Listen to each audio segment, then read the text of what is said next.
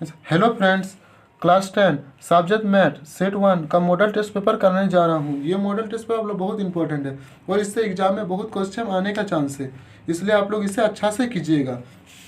देखिए question number 120 को अभाज्य गुणनखंडों के गुणनफल के रूप में लिखा जा सकता है। इस 120 को किस में तोड़ना? प्राइम फ्रैक्शन से। 120 टू बार में कितना हो जाएगा? 60, फिर टू बार में 30, फिर टू बार में 15, थ्री बार में 5। तो इसको इस तरह लिख सकते 2 × 2 × 2 × 3 × 5। तो देखिए इसका ऑप्शन नंबर क्या आपका सही है? ऑप्शन नंबर 1 आपका देखिए करेक्ट आंसर हो गया। मीन्स 2 × 2 × 3 × 5। और एग्जाम में ऐसे भी आपको दे सकता है 2 × 3 × 3 × 5। तो ये भी ऑप्शन आपका रह सकता है। अब देखिए क्वेश्चन नंबर 2, 306 तथा 657 का महत्तम समावर्तक मतलब एचसीएफ क्या दिया हुआ है? 9 दिया हुआ है। तो 306 तथा 657 का लघुत्तम समावर्तक मतलब एलसीएम हमको निकालना है। तो देखिए एक फॉर्मूला होता है LCM into HCF equal to product of two number. तो प्रोडक्ट ऑफ टू नंबर कितना दिया हुआ आपका? मीन्स दो संख्याओं का गुणनफल। तो 306 इंटू 657 आपका दिया गया है। तो देखिए एचसीएफ कितना दिया हुआ? 9। तो एलसीएम हमको निकालना है, तो एलसीएम को इसी तरह रखेंगे। एचसीएफ कितना दिया हुआ? 9। तो 9 लिखेंगे 306 इंटू 657। अब देखिए ये और ये कट जाएगा, तो ये 9 बार में कट गया। 9 बार में कितना? 34 में कट गया। अब 34 इंटू 657, तो इसको कीजिए सच में राइट है इसका। ये ऑप्शन आपका क्या है? आपका ऑप्शन दो का बी नंबर आपका। इसको मल्टीप्लाई करेंगे तो क्या आएगा? 2 2 3 3 8, ये आपका आएगा। तो ऑप्शन नंबर आपका बी आपका सही हो गया। तो देख लीजिए एलसीएम इंटू एचसीएफ संख्याओं का गुणनफल। तो देखिए दो संख्या क्या दिया होता है? 306 इंटू 657, तो यहाँ पर लिख दिए। अब देखिए मेरा एचसीएफ क्या दिया हुआ? 9 दिया हुआ। तो एचसीएफ की जगह 9 लिखे, एलसीएम हमको निकालना था। अब इसको कटा दिया, 34 आया और इसको मल्टीप्लाई कर दिया, ये आया। तो आपका ऑप्शन दो का बी नंबर ऑप्शन आपका क्या है? सही है, करेक्ट हो गया। अब देखिए 3 नंबर आपका क्या दिया हुआ? 15 और 25 का एचसीएफ निकालने बोला है। 25, 15 और 25 का एचसीएफ हमको निकालने बोला है। तो 5 इंटू 3 करेंगे, इसको क्या करेंगे? 5 इंटू 5 करेंगे। तो एचसीएफ में क्या होता है कि दोनों संख्या क्या होना चाहिए? मिलना चाहिए। तो एचसीएफ कितना हो जाएगा आपका? 5 हो गया एचसीएफ। तो आपका क्या ऑप्शन सही है? 3 का ए नंबर। प्राकृतिक संख्या का अभाज्य गुणनखंड उसके गुणनखंडों के क्रम में छोड़ते हुए डैश होता है। तो क्या बोला है कि प्राइम जो फ्रैक्शन होगा तो वे उसके गुणनखंड के छोड़ते हुए डैश में होगा। तो क्या होगा? अद्वितीय, मिस क्या हो जाएगा? यूनिक हो जाएगा। इसका मतलब होता है यूनिक, है ना। अब आते हैं क्वेश्चन नंबर 5 में। द्विघात बहुपद होगा जिसके शून्यांकों का योग √2 और गुणनफल कितना है? 1/3 है। तो देखिए सम ऑफ टू नंबर कितना दिया हुआ? √2 दिया हुआ है और प्रोडक्ट कितना दिया हुआ? गुणनफल कितना दिया हुआ? 1/3 दिया हुआ है। फॉर्मूला होता है, देखिए शून्यांकों का योग मतलब हो गया alpha plus beta equal to -b/a mean sum of the roots. और देखिए शून्यांकों का गुणनफल alpha into beta equal to c/a होता है। तो देखिए क्वेश्चन नंबर 5, तो देखिए sum of two numbers means योग बोला हुआ है, तो क्या हो जाएगा? Alpha plus beta equal to क्या हो जाएगा? -b/a। और alpha into beta equal to क्या होता है? c/a। तो यहाँ पर देखिए √2 दिया हुआ है, योग √2 है और गुणनफल कितना? 1/3 है। तो यहाँ पर लिखेंगे 1/3।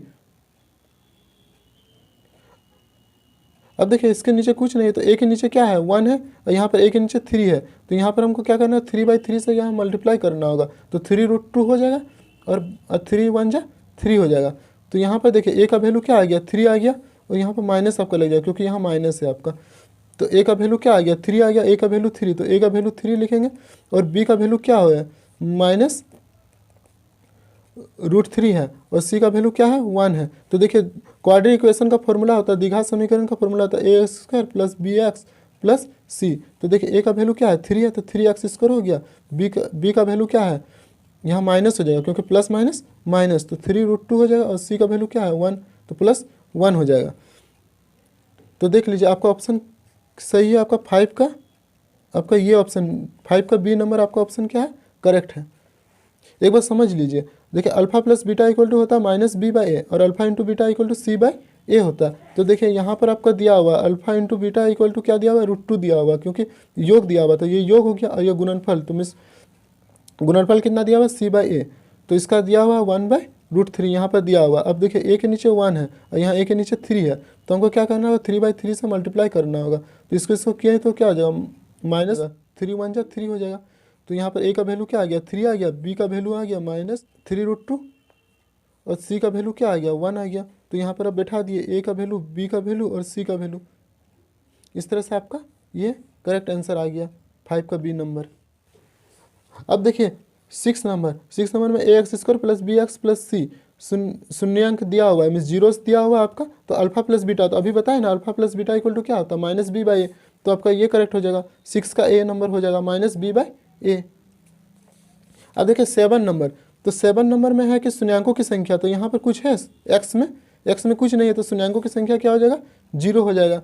अब देखिए समीकरण युग्म a1x प्लस b1y और c1 इक्वल टू 0 तथा a2x plus b2y plus c2 equal to 0 दिया हुआ। तो a1/a2 b1/b2 equal to not c1/c2। देखिए इसका एक फॉर्मूला होता है, ये आप याद कर लीजिएगा और ये उतार लीजिएगा ये फॉर्मूला। देखिए a1/a2 equal to not b1/b2, तो इसमें क्या होता है, अद्वितीय हल होता है, मीन्स यूनिक सॉल्यूशन हो गया। फिर a1/a2 b1/b2 equal to c1/c2 means अपरिमित रूप से अनेक हल होता है, मीन्स इन्फिनाइटली मैनी सॉल्यूशन। और a1/2 equal to b1/b2 equal to not c1/c2, तो इसमें होता है कोई हल नहीं है, मीन्स नो सॉल्यूशन।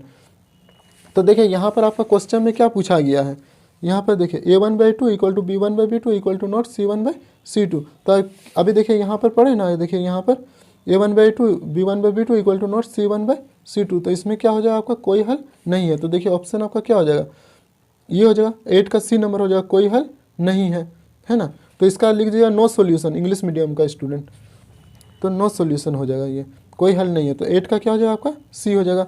अब देखिए क्वेश्चन नंबर 9, तो क्वेश्चन नंबर 9 में बोला गया है कि समीकरण युग्म जो इक्वेशन आपका दिया हुआ 2 इक्वेशन आपका दिया हुआ, तो इसमें से बोला गया कि कौन आपका आंसर होगा। तो देखिए इसमें इक्वेशन आपका लिखते हैं 2x minus 3y equal to 0 और 3x plus 4y plus 20 equal to 0। तो देखिए a1 का वैल्यू क्या दिया हुआ 2, फिर b1 क्या हो जाएगा -3 और c1 क्या होगा 0 हो जाएगा, क्योंकि यहाँ पर तो और इक्वेशन नहीं दिया हुआ है।